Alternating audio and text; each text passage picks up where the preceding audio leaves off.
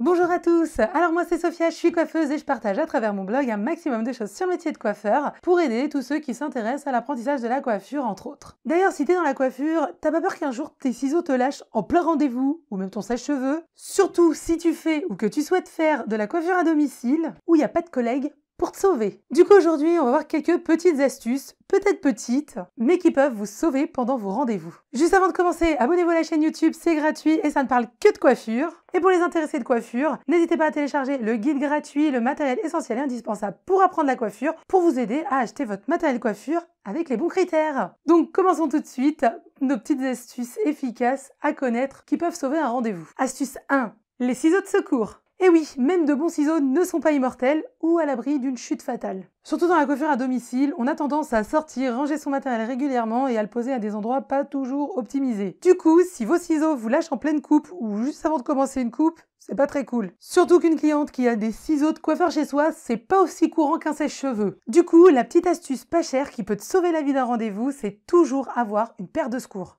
Donc l'idéal, c'est une paire de ciseaux droits et une paire de ciseaux sculpteurs de secours. Et si vous utilisez beaucoup de fiseurs, un fiseur de secours aussi. Alors pas besoin d'acheter des ciseaux hors de prix. Vous pouvez acheter un set à 20 ou 30 € seulement, car ce sera seulement vos ciseaux de secours. C'est-à-dire que si vos ciseaux pètent en plein rendez-vous, vous les utilisez comme une roue de secours. Donc on roule quelques kilomètres avec, puis dès que possible, on change sa roue. Là c'est pareil, c'est juste pour vous sauver et rester pro en toutes circonstances si un crash de ciseaux vous arrive. Comme ça m'est déjà arrivé. Oui.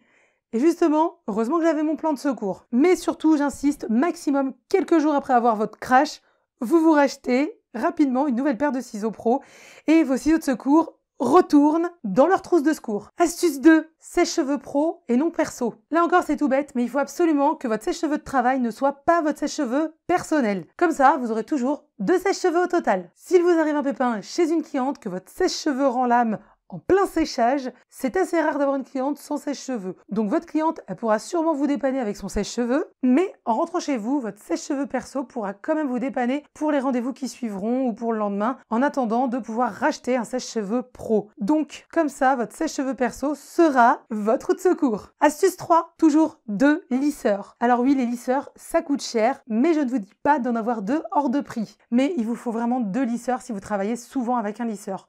Donc, par exemple, un lisseur de qualité pour les brushings et un lisseur, par exemple, spécial pour les lissages, mais pas excessivement cher. Comme ça, si par catastrophe atomique, il y en a un des deux qui vous lâche, vous aurez toujours l'autre pour vous secourir. Car malgré la folie des lisseurs, il y a encore beaucoup de personnes qui n'en ont pas chez elles, donc du coup, c'est possible qu'une cliente ne puisse pas vous sauver sur ce coup-là. Pour la tondeuse, c'est un peu pareil, mais vous pouvez faire au choix selon votre façon de travailler, donc soit une tondeuse pro et une tondeuse perso à la maison pour faire un micmac si un jour il y a un problème, soit l'astuce de 2 tondeuses si vous l'utilisez vraiment très souvent, donc comme ça vous avez toujours une tondeuse de secours dans votre sac. Donc vraiment à vous d'adapter selon votre travail et vraiment ce que vous faites le plus régulièrement. Voilà pour les 3 astuces matérielles à mettre vraiment en place. Il vaut mieux être prévoyant et pro plutôt que pris au dépourvu, bien mal à l'aise pendant votre rendez-vous. Donc, je vous conseille vraiment de mettre ça en place, même si ce sont des soucis qui n'arrivent pas tous les jours, heureusement, ça reste quand même des soucis hyper casse-pieds quand ça arrive à un coiffeur, car en général, on n'a pas trop de problèmes de peigne ou de brosse en urgence. Voilà pour les petites astuces coiffure, j'espère que cette vidéo vous a plu et surtout vous aidera à être prévoyant. Si c'est le cas, lâchez-moi un petit pouce en l'air, c'est sympa et c'est pas cher. Et je vous dis à bientôt pour d'autres vidéos coiffure.